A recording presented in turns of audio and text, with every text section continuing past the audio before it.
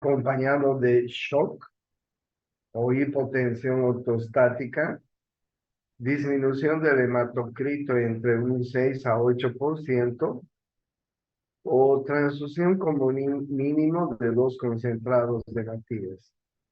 La hemorragia digestiva, como ustedes se pueden imaginar, se clasifica, los médicos cirujanos dividimos en dos partes: la hemorragia digestiva alta y la hemorragia digestiva baja, ¿ya?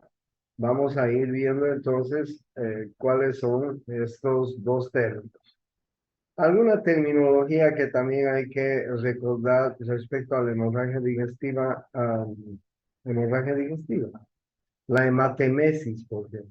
La hematemesis es el vómito de sangre reciente, roja y digerida o negra, ¿sí? La melena significa negro y denota el paso de heces alquitranadas de aspecto coagulado, gomoso y color pardo oscuro o negruzco, ¿sí?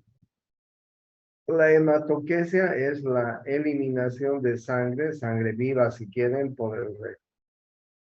Entonces, cuando un paciente les dice que ha vomitado sangre, puede ser una hematemesis, ¿no? Pero hay que diferenciar la hematemesis de la vía digestiva con la vía respiratoria, porque muchos tuberculosos también tienen vómitos de sangre que vienen desde la vía respiratoria. Entonces es una obligación del médico investigar si este vómito que refiere el paciente es de la vía respiratoria o de la vía digestiva. La melena son heces alquitranadas que normalmente el paciente las elimina y significa que hay una hemorragia digestiva alta y esta sangre se ha digerido, por eso es que tiene el aspecto de negruzco, como si fuera la morcilla más o menos, ¿no? De ese color. El paciente relata y refiere que está eliminando más o menos de ese color y de esa forma sucede.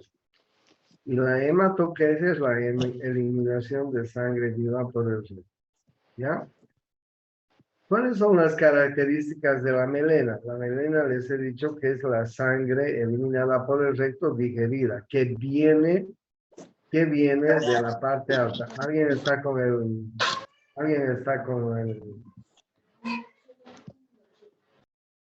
¿Quién está con el micrófono encendido?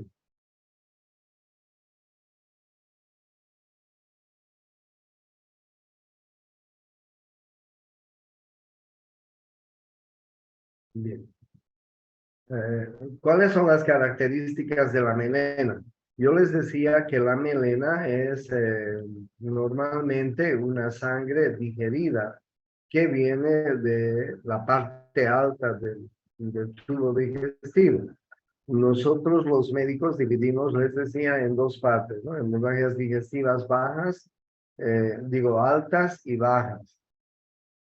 Ustedes conocen el ángulo de Treitz, ¿no es cierto? El ángulo entre el duodeno y el yeyuno. Hay un ligamento allá que se llama el ligamento duodeno-yeyunal, o más conocido como ligamento de Treitz. Del ligamento de Treitz hacia arriba se llama hemorragia digestiva. Del ligamento de Treitz hacia abajo se llama hemorragia digestiva baja. Hemorragia digestiva alta, del ligamento de Treitz para arriba. Hemorragia digestiva baja, del ligamento de Treitz para abajo. ¿Ya? Entonces, una melena generalmente es una sangre que viene de la parte alta del tubo digestivo. Puede ser esófago, estómago, duodeno, ¿ya? Y como se ha digerido, pues tiene ese aspecto de sangre negruzca, como el alquitrán, como, como la morcilla, ¿ya? Más o menos parece así, y el paciente refiere así. Las características de la melena: 50 a 80 ml de sangre basta para producir. puede persistir por 5 días o más posterior a una hemorragia de más o menos 500.000 ml. Eh, la sangre oculta en heces persiste por 2 a 3 semanas posterior a una hemorragia, ¿ya? Y 10 ml de hemorragia por día produce la prueba del guayaco positiva. Si tú estás en el campo y alguien te dice que está eliminando heces negruzcas y no estás seguro qué es sangre o no del aparato digestivo, tú tienes que pedir la prueba del guayaco. La prueba del guayaco es muy simple y la hace cualquier laboratorio simple en el campo, podríamos hacer, ¿ya? Es un análisis que se busca sangre escondida en el heces, en una muestra de materia fecal. Entonces, el guayacol es una sustancia proveniente de una planta que se usa para recubrir las placas donde se van a hacer, donde se va a hacer el estudio, ¿no es cierto? Entonces, se recoge una pequeña muestra de materia fecal y eso es muy fácil, se lo puede llevar al laboratorio, se mezcla con guayacol que viene ya preparado, ¿sí? Y entonces, pues, si es positivo, se va a colorear bastante intenso, y entonces tú tienes la certeza de que es un problema que viene del aparato digestivo, ¿ok? Porque imagínate que alguien haga, que alguien tenga un vómito de la vía respiratoria, ¿sí? Entonces no vas a estar seguro si esa eliminación de sangre viene de la parte respiratoria o de la parte digestiva, ¿ya? Entonces, para eso pides la prueba del guayacol. Y la prueba del guayacol es muy fácil, lo puede hacer cualquier laboratorio, ¿ya? Y te va a dar positivo si es sangre proveniente del aparato digestivo, y es una sangre digerida. Mira que con 10 ml de hemorragia por día puedes producir guayacol positivo, ¿ya? Entonces, imagínate una persona que tiene una pequeña úlcera, imagínate una persona que tiene una gastritis erosiva, sangrante, que vaya sangrando poco a poco, ¿sí? Pues él te va a contar cuando llega a la consulta de que sus deposiciones son negruzcas, están como el alquitrán, en fin, ¿no es cierto? Entonces tú puedes pedir un examen de materia fecal y el laboratorio te va a dar la, la certeza de que hay sangre en la materia fecal. Y si pides la prueba del guayacol y esta es positiva, vas a saber que es de aparato digestivo si estás en duda. Bueno, eh, puede ser por enfermedades, una hemorragia digestiva, puede ser por traumas, con erosión, ruptura de vasos sanguíneos, puede ser trastornos primarios en la pared de los vasos sanguíneos, como las varices, por ejemplo, en un paciente con cirrosis hepática. Puede ser trastornos de mecanismo de coagulación de la sangre, si un paciente tiene insuficiencia hepática, por ejemplo, puede producir, ¿ok? Entonces, mira, puede haber enfermedades del tubo digestivo. En este caso, esófago, estómago, duodeno, en fin, con erosión o ruptura de los vasos sanguíneos. Pueden haber trastornos primarios en la pared de los vasos sanguíneos, en las varices esofágicas se produce también esto. Las varices esofágicas Es muy frecuente en los pacientes que tienen insuficiencia hepática, que tienen cirrosis hepática. Puede haber un trastorno de mecanismo de coagulación de la sangre en pacientes con insuficiencia hepática. ¿Ya? Entonces, la hemorragia digestiva, eh, la hemorragia digestiva puede con hipertensión portal o sin hipertensión portal. ¿Qué significa la hipertensión portal? Ustedes saben que la vena porta desemboca en el hígado, ¿no es cierto? Lleva la sangre producto de la digestión con los elementos nutritivos de la digestión, ¿sí? La vena porta. Como ustedes saben, la vena porta se forma a partir de la vena mesentérica, de la vena esplénica, mesentérica inferior y mesentérica superior. Y esta vena se introduce en el hígado. Lleva todos los nutrientes, productos de una digestión de alimentos. ¿Ok? Pero imagínense que hay una patología hepática, ¿sí? Entonces, la vena porta no va a poder ingresar adecuadamente al hígado y con el tiempo va a producir una hipertensión portal. Así se llama cuando la vena porta tiene que vencer una resistencia muy importante que hay en el hígado, ¿ya? Si los hepatocitos están lesionados, si los hepatocitos están fibrosados por una cirrosis hepática, por ejemplo, esa vena no va a poder meter, si vale el término, su sangre hacia el hígado. Entonces se produce una hipertensión portal, ¿ya? Cuando hay una hipertensión portal, se forman varices a nivel del estómago, a nivel del esófago, una gastropatía hipertensiva, y estas pueden dar hemorragias digestivas, ¿sí? ¿Y cuáles son las hemorragias digestivas o las enfermedades que producen hemorragias digestivas sin hipertensión portal? Una úlcera péptica, por ejemplo, Mayo de Weiss, por ejemplo, alguna malformación vascular, una fístula ortoentérica, enfermedades diverticulares e inflamatorias intestinales, tumores, enfermedades sistémicas, pueden producir hemorragias digestivas sin hipertensión portal, ¿ya? Entonces, fíjense que pueden haber hemorragias digestivas con hipertensión portal, sin hipertensión portal, ¿ya? ¿Cuál es el manejo de la hemorragia digestiva? Obviamente, si el paciente presenta hematemesis, melena, hematoquesia, tienes que pues hacer los exámenes de laboratorio, ¿no? Hacer, por ejemplo, un hematocrito, una hemoglobina, para ver si estos están bajos, descendiendo, en fin, hacer estos controles.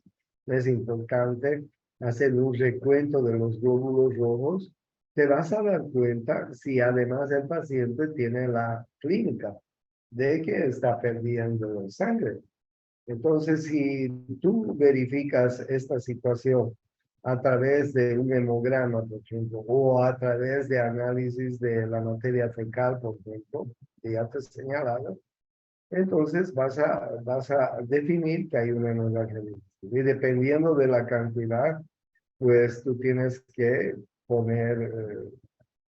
canalizar, canalizar al paciente, colocar una vía con una buena bránula, una bránula gruesa, que te sirva para, por ese lado, por esa bránula, colocar, por ejemplo, Ringer, por ejemplo, cristaloides, por ejemplo, coloides, por ejemplo, glóbulos rojos, por ejemplo, sangre entera, en fin, ¿ya? pero es importante que vayas reemplazando los glóbulos rojos que se van perdiendo. Entonces, si estás fuera de la ciudad, no tienes sangre, por lo menos tienes que poner buenos sueros, puedes poner expansores plasmáticos, por ejemplo, que son muy buenos.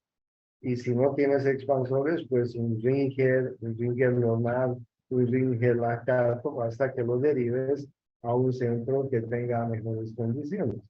Pero te puede tocar en hemorragia digestiva alguna vez en la vida y sobre todo cuando estés trabajando en el campo, cuando estés haciendo tu baño de provincia, cuando te vayas a trabajar a un lugar en tu cabeza.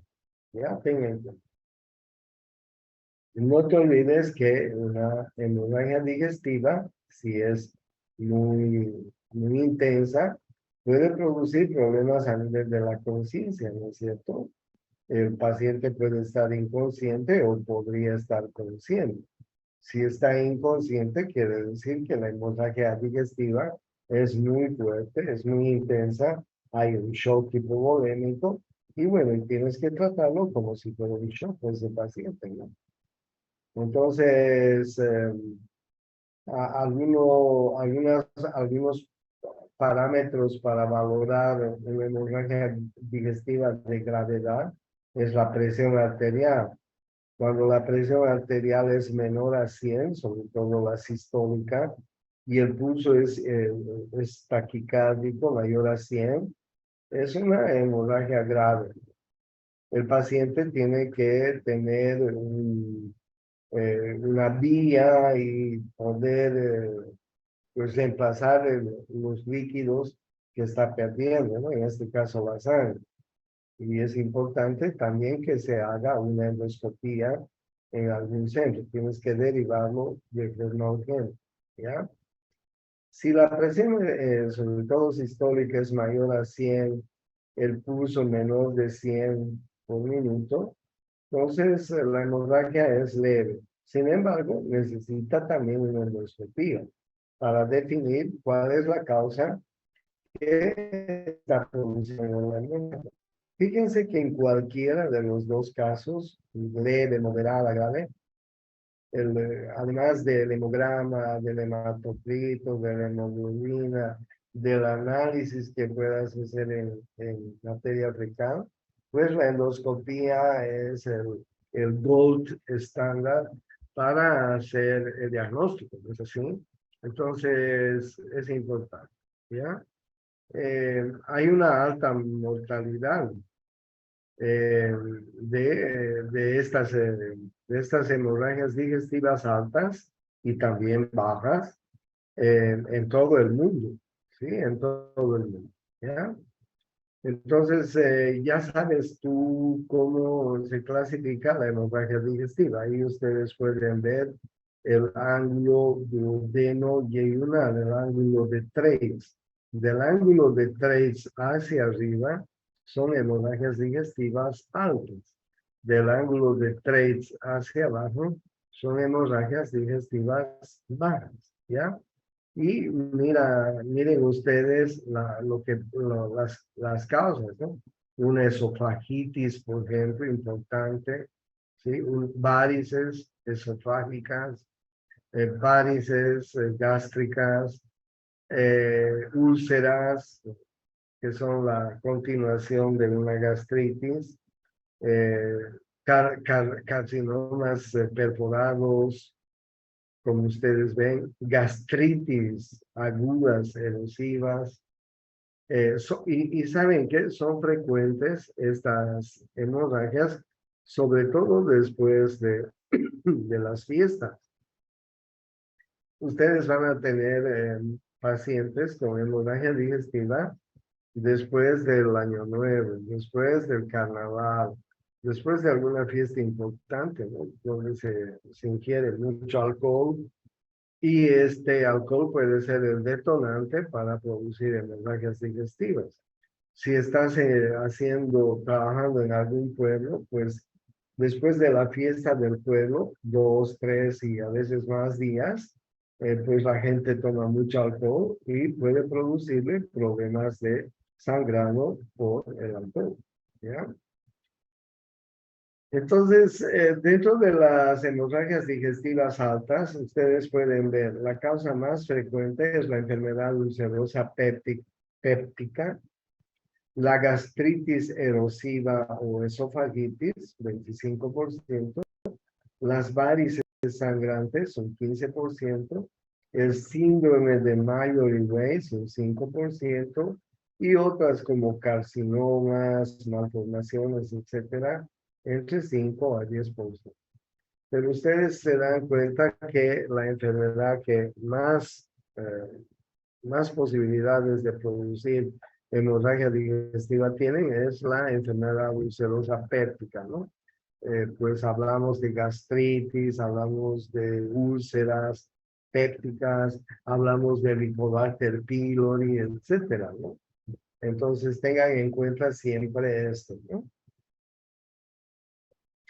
¿Cuáles son los factores de riesgo? Claro, hay medicamentos como los AINES, la aspirina, el paracetamol, el ibuprofeno, los corticoides, etcétera, que también pueden aumentar el alcohol, obviamente, ¿no?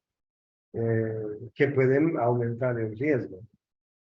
Geriatras viejos a mayores con patología variada, insuficiencia renal crónica, puentes aortoilíacos previos, historias de úlceras pépticas, traumas múltiples, quemaduras pueden producir hemorragias digestivas porque estas producen úlceras de estrés, ustedes ya saben.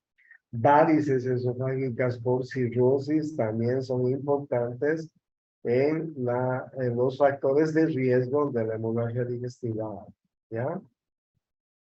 Las úlceras de estrés, que son consecuencia de los grandes quemados, de los politraumatizados, de los pacientes que están con septicemias, con sepsis, en fin, pues van a ser úlceras de estrés, ¿ya? Un paciente quemado, gran quemado, va a ser su úlcera. Un paciente politraumatizado va a ser una úlcera de estrés. Un paciente que tiene un shock séptico, una septicemia, va a ser una úlcera de estrés. Entonces, hay que, en este tipo de pacientes, hay que tener en cuenta muy bien y hay que proteger el estómago, hay que proteger la vía digestiva, ¿ya? Entonces, en la úlcera de estrés, el sangrado es activo en la presentación. Hay una inestabilidad hemodinámica ya de inicio, ¿no? Presión arterial baja, pulso elevado, frecuencia respiratoria también elevada. Las úlceras que pueden producirse por el estrés son mayores a 1 a 2 centímetros, o sea, bastante grandes, como para producir sangrados, ¿no?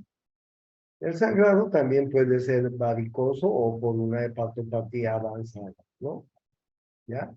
Y la endoscopía es, pues, como les decía,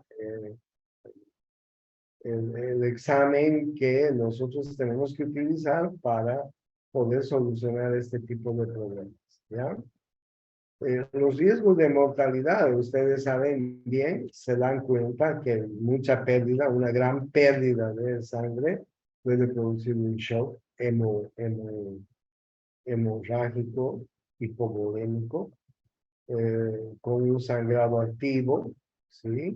En ancianos, ya les decía, es importante. El uso de AINES y corticoides también es importante. No se olvide.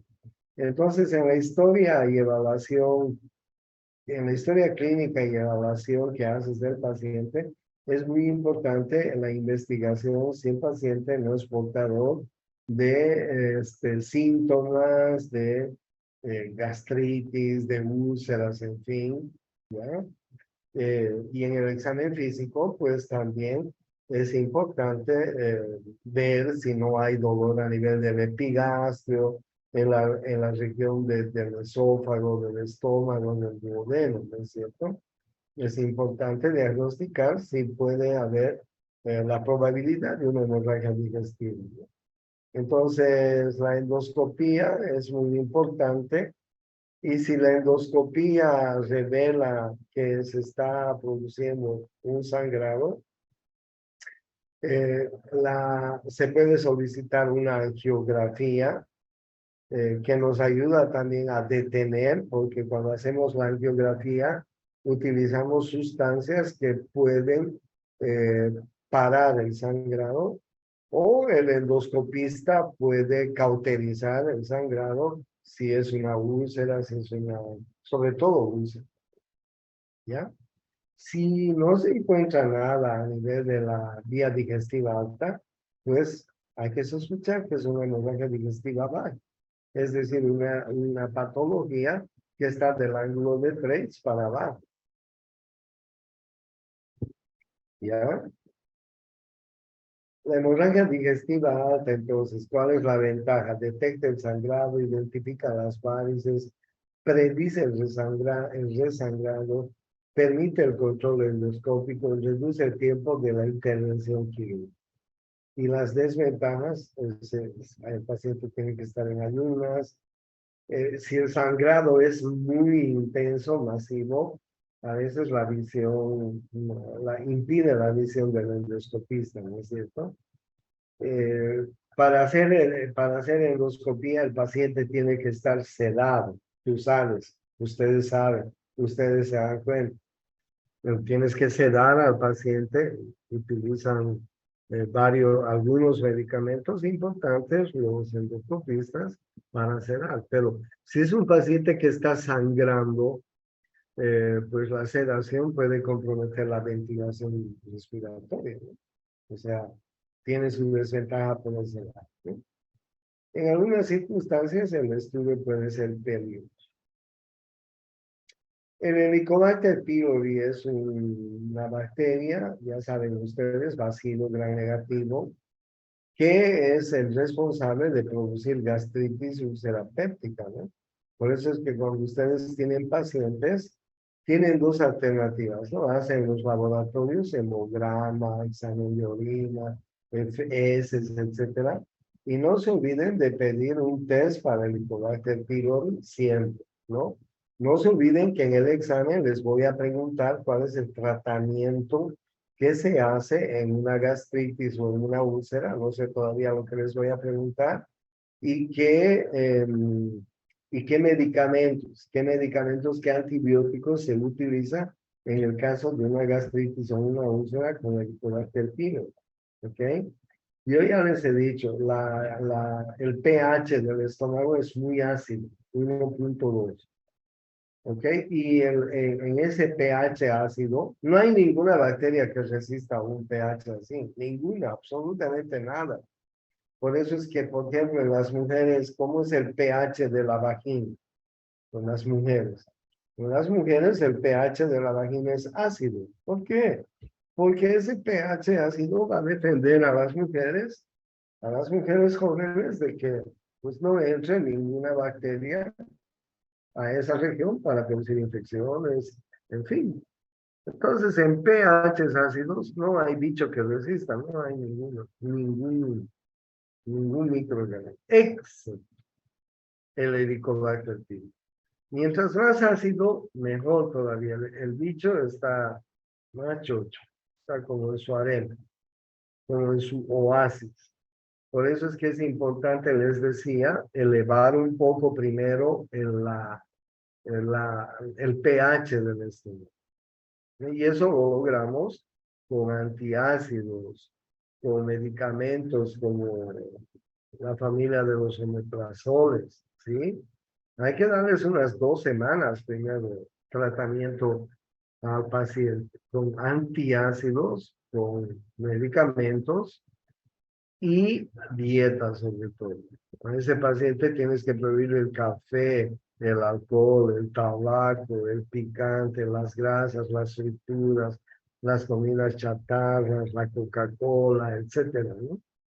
Entonces, las sodas, tienes que tenerlo en dieta estricta, darle medicamentos. Y después de unas 2 semanas en que más o menos está sospechando que la acidez del estómago ha llegado, digo, el pH del estómago ha llegado a unos 2.4, 2.5, se ha elevado allá. El Helicobacter pylori ya está en problemas porque le has cambiado el pH. Y ahí le brincas con antibióticos. El tratamiento con antibióticos generalmente es biasociado. Biasociado. Y ustedes me tienen que decir la dosis y el tiempo de tratamiento. ¿Ok? Generalmente los médicos utilizamos 2 antibióticos por un largo tiempo, menos de 15 días no se hace el tratamiento, ¿ok? Entre 15 a 21 días, biasociado y a veces triasociado. Hay médicos que hacen triasociado. ¿Por qué? Porque esta bacteria es muy resistente a los antibióticos. Por eso es que es importante que al paciente le hagas un buen tratamiento para eliminar el helicobacter y la posibilidad de que éste te haga alguna enfermedad de la que estás viendo y te haga un sangrado luego, ¿no? ¿Ya? Entonces, mira el tratamiento, ¿no? Antibiótico, antiácido y omeprazol. Bueno, eso es importante. Y les voy a preguntar, les estoy diciendo. No te olvides que los AINES, los corticoides, el estrés, son coadyuvantes a producir úlceras, ¿no? Gastritis. Y entonces tienes que ver y estudiar al paciente cuando estás haciendo la historia clínica, si el paciente no está tomando algún AINES, la aspirina, por ejemplo, el paracetamol, el ibuprofeno, y tantos AINES que hay de venta libre, ¿no es cierto?, en la farmacia. El corticoide también es muy importante, el enemigo número uno. Y el estrés, ¿no? Obviamente el estrés. ¿Ya? Entonces la hemorragia digestiva tiene diferentes hallazgos endoscópicos como tú estás viendo, ¿no? Puede haber un vaso sangrante en chorro, puede haber un sangrado, un vaso que ha sangrado y hay restos ahí, pueden haber varices esofágicas que están sangrando, puede haber una úlcera que ha sangrado, que se ha detenido y que se ha producido un coágulo rojo, una escara, una pequeña cicatriz, digamos, muy frágil, porque en cualquier momento esa escara, esa pequeña cicatriz, se va a limpiar y otra vez va a continuar el sangrado.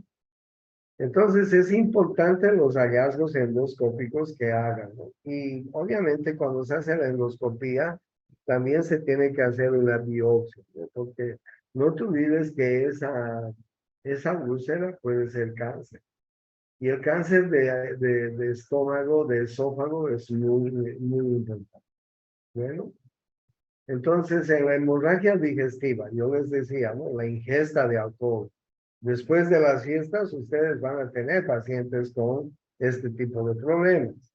El estrés, los AINES, el helicobacter, el estrés, las quemaduras, los grandes traumas, las sepsis, las septicemias, son factores que van a influir en los mecanismos de producción de hemorragia digestiva alta.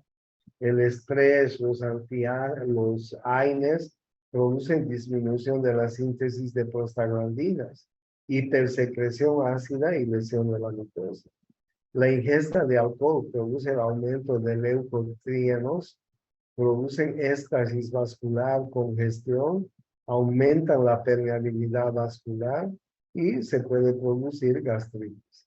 Las quemaduras, sepsis, traumas, etcétera, disminuyen el flujo hacia el estómago, disminuyen la producción de moco, de bicarbonato, de prostaglandinas, se va a producir lesión en la mucosa y por cualquiera de las vías que ustedes están viendo, el resultado es hemorragia digestiva. ¿Sí? Entonces, es importante, ¿ya? La enfermedad de Mallory-Weiss. La enfermedad de Mallory-Weiss también es importante. Que la enfermedad del Mallory-Weiss es importante porque es una consecuencia de una gastritis, de un reflujo gastroesofágico, consecuencia de esto, ¿no? Un paciente con con un, ¿qué les digo? Con un reflujo gastroesofágico crónico podría ser la enfermedad de Mayory-Weiss, ¿ya? Es un trastorno gastrointestinal y está compuesto por una lesión en la mucosa no penetrante del segmento distal del esófago, ¿ya? Y la región proximal del estómago, causada por vómitos, por arcadas, en fin. O sea, un paciente que tiene reflujo gastroesofágico con el tiempo va a cambiar, yo les decía, el epitelio del esófago en la parte baja del esófago.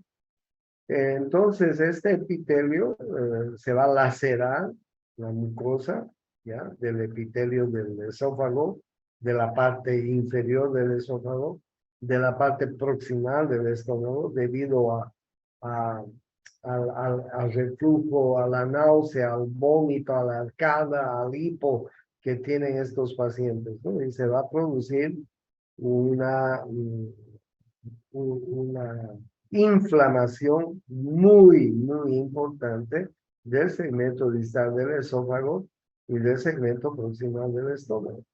Que a eso se llama mayoría. Entonces, hay vómitos intensos, los AINES, el alcohol, son los responsables. Hay contracción de los músculos de la pared abdominal. Se puede desgarrar el cardias. Miren ustedes. Ustedes saben que el cardias es la unión del esófago con el estómago, ¿no? Puede aumentar la presión intragástrica. Pueden haber ruptura de vasos submucosos. En fin, entonces un paciente que tiene vómitos inconversibles, que tiene reflujo gastroesofágico, etcétera, y es crónico, no te olvides que puede tener un Mayory-Weiss. Y el Mayory-Weiss, pues, puede ser el responsable de de una hemorragia digestiva alta, el desgarro del cardias, el aumento de la presión intragástrica, la ruptura de vasos submucosos pueden dar y ser la causa de hemorragia digestiva, ¿ya? La hipertensión portal. La hipertensión portal, que generalmente les decía es por una patología hepática, eh, como por ejemplo una cirrosis, como por ejemplo una insuficiencia hepática, puede producir hipertensión portal, ¿ya? Y la hipertensión portal con el tiempo puede hacer hemorragias, digo, varices esofágicas y varices gástricas. Y estas varices esofágicas y estas varices gástricas pueden sangrar, ¿ya? Esquistosomiasis es un parásito. Yo hice mi año de provincia cuando salí médico en el lago Titicaca, en un pueblo muy cerquita al lago Titicaca, ¿ya? Y les cuento que la gente en el lago Titicaca tiene la costumbre de meterse a las orillas del lago, con los pies descalzos, obviamente, eh, y se meten hasta, meten los pies descalzos para pescar truchas. Esa era la costumbre y debe ser todavía la costumbre ahora. Y les cuento que en las superficies del lago hay un parásito eh, que se entraba por la piel a través de los pies en el agua. Y el parásito, una vez que entra adentro, puede llegar hasta la vía biliar. Y ahí en la vía biliar se va a ir reproduciendo. O sea, es una causa de obstrucción de las vías biliares, si ustedes quieren. Y con el tiempo pueden producir hipertensión portal. ¿Okay? En el África también he visto muchas esquistosomiasis, en el lago Titicaca he visto, en fin. La cirrosis también son una causa la más frecuente de enfermedades que producen hipertensión portal. ¿Ya? Entonces, cuando hay cirrosis hepática, los hepatocitos están lesionados, no sirven si quieren, están disfuncionales, se han fibrosado. Entonces no, la vena porta no va a poder introducir la sangre hacia el hígado, se va a producir una hipertensión dentro de la vena porta, ¿ya? Y eso va, pues, producir algunos elementos como ustedes están viendo en la figura. Vasodilatación arteriolar, hiperemia, aumento de la volemia, aumento del flujo portal, hipertensión portal. Aumento en el hígado de la resistencia hepática, ¿no? La porta no puede introducir su sangre adecuadamente, hipertensión portal. Y la hipertensión portal con el tiempo va a producir varices esofágicas, varices gástricas que son sangrantes y es la causa de hemorragia digestiva alta. ¿Ya? Las varices esofágicas por una hipertensión portal o por alguna obstrucción que hay a nivel del hígado, imagínense un absceso hepático, un cáncer hepático, etcétera, no siempre piensen en cirrosis, piensen en un cáncer hepático, piensen en un tumor hepático, piensen en un absceso hepático, piensen en una parasitosis, ¿ok? Que puede producir hipertensión portal. Entonces, esta hipertensión portal va a producir dilataciones venosas a nivel del esófago y del estómago. Entonces, esas dilataciones se llaman varices esofágicas. Estas varices esofágicas son muy frágiles y pueden sangrar fácilmente, ¿ya? Entonces, una de las causas de hemorragia digestiva alta es la varice esofágica. Bueno. Bien, entonces, el manejo terapéutico se utiliza la vasopresina, los endoscopistas utilizan vasopresina u octiotrido en infusión, los endoscopistas, pero si hacen endoscopía y ven el lugar donde está sangrando, lo ven, lo identifican, en ese mismo lugar pueden inyectar vasopresina. La vasopresina es una hormona que produce una intensa vasoconstricción, ¿sí? Entonces, como se produce una intensa vasoconstricción, se puede detener el sangrado. El octiotride también es importante. Y se pueden dar estos dos medicamentos por vía parenteral, ¿no es cierto? Pero generalmente los endoscopistas utilizan cuando identifican la lesión que está sangrando. ¿Bueno? Entonces es muy importante la endoscopía en estos pacientes. Bueno, se llama escleroterapia. La escleroterapia la pueden hacer con vasopresina, con octiotride, como ustedes están viendo, o a veces pueden también introducir un balón en el lugar donde se está produciendo el sangrado, insuflar el balón, ¿ya? Y dejarlo así hasta que pare el sangrado. Son muy importantes y lo utilizan con mucha frecuencia.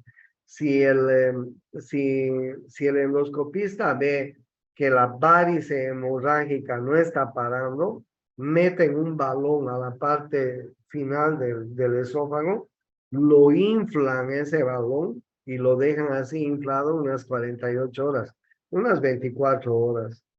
Y después lo van desinflando poco a poco, ¿no? En ese tiempo el sangrado ha parado, se ha detenido y se puede aliviar pasajeramente el sangrado, ¿no es cierto? Entonces se utiliza el balón inflable también, se utiliza la escleroterapia que se hace con estas sustancias que les estoy mencionando, ¿ya? La hemorragia digestiva baja es la hemorragia que está del ángulo de Treitz para abajo. ¿Y cuáles son las causas? De hemorragia digestiva baja: pólipos, carcinomas, angiomas, eh, enfermedad diverticular, colitis inflamatoria. Son causas que vas a encontrar en la hemorragia digestiva baja. El cáncer es muy importante. El cáncer de colon, el cáncer de recto, ustedes saben que son los cánceres más importantes en el hombre, en el ser humano y en el hombre. O sea, son causas de hemorragia digestiva, ¿no? Los pólipos, los angiomas también, ¿no? No se olviden, es muy frecuente también las varices que tenemos alrededor de la región del ano, ¿no es cierto? Ahí tenemos paquetes hemorroidales, venas hemorroidales que a veces se varicocean. Se forman hemorroides muy grandes, si vale el término, y pueden ser sangrantes y pueden producir una hemorragia digestiva baja, ¿ya? Entonces, las hemorroides también son frecuentes. La enfermedad diverticular, la diverticulitis, la colitis isquémica e inflamatoria es importante. Los pólipos, muy frecuentes los pólipos. El cáncer, muy frecuente. Angiomas, muy frecuentes. Como tú estás viendo, ahí incluso puedes ver el porcentaje de enfermedades que producen hemorragia digestiva baja, ¿sí? En la hemorragia digestiva baja es muy importante, pues, hacer el diagnóstico. El diagnóstico es importante. El diagnóstico lo puedes hacer a través de colonoscopía, ¿sí? Lo puedes hacer a través de angiografía. Se hace angiografías en la mesentérica superior, en la mesentérica inferior, para ver si estas no están sangrando, ¿ok? Se hace colonoscopía para ver si el sangrado no viene del recto, de la porción baja del intestino grueso.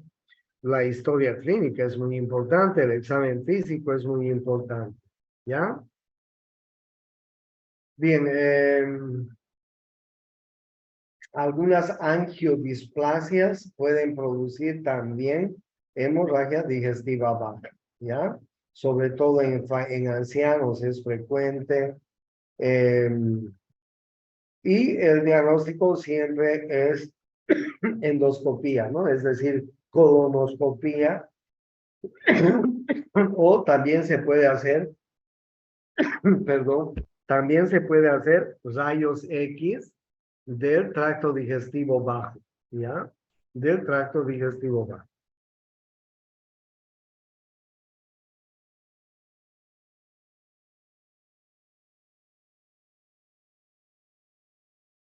Los divertículos son muy frecuentes, les cuento. He visto muchos divertículos en mi vida como cirujano digestivo, gastrointestinal.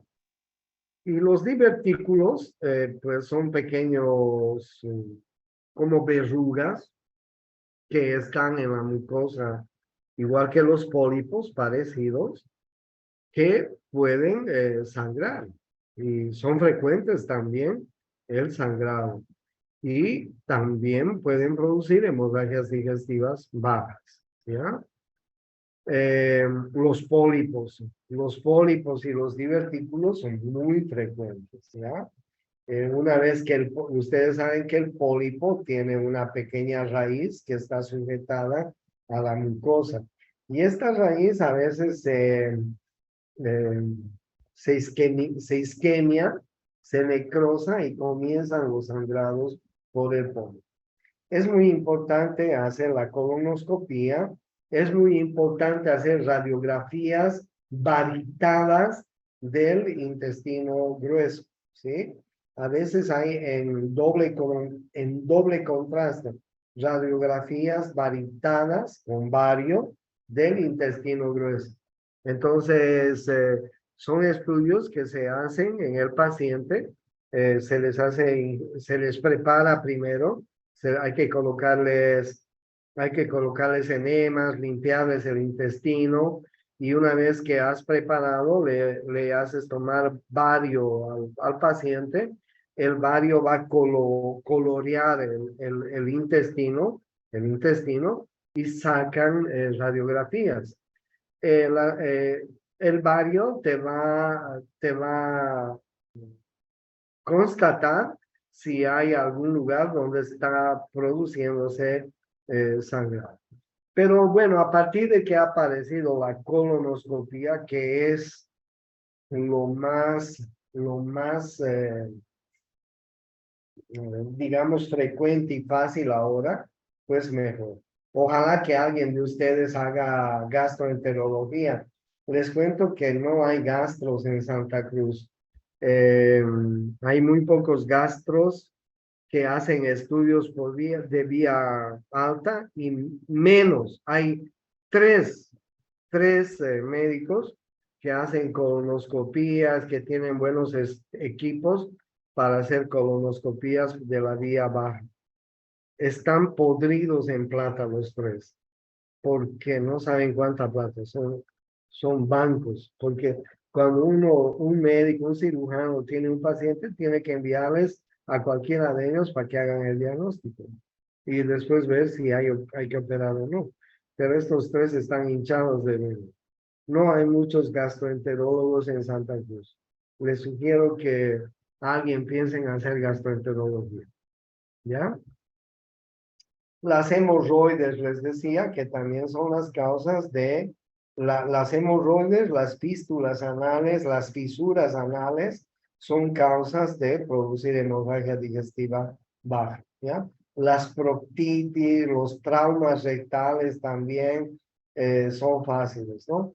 Trauma rectal puede tener un paciente homosexual que ha tenido algún trauma. Una proctitis puede tener un paciente pues homosexual. Fístulas anales, hemorroides y fisuras son frecuentes en las embarazadas, en los obesos, en fin, en los pacientes que tienen mucho estreñimiento también. Son muy frecuentes las hemorroides, las fístulas y las fisuras, ¿ya? Estos pacientes van a venir a tu consultorio con la característica de que están con hematoquesia, es decir, eliminación de sangre roja viva, ¿ya? Hay una hemorragia anorrectal aguda. Entonces, eso es fácil. Ese diagnóstico es fácil porque tú lo puedes hacer introduciendo, viendo primero en la parte externa de la región anal, introduciendo un pequeño espéculo en la región del recto, y si hay hemorroides internas o externas, pues las vas a ver fácilmente, ¿ya? Entonces, esas son las causas de la hemorragia digestiva, tanto alta como baja. ¿Tienen alguna pregunta hasta acá? La próxima semana voy a terminar de avanzar toda la materia y voy a avanzar las enfermedades digestivas y algunas enfermedades también endocrinas, y ahí terminamos y damos el último examen, ¿ya? Vayan a estudiar. Un gusto saludarles. Hasta luego. Hasta luego, doctor.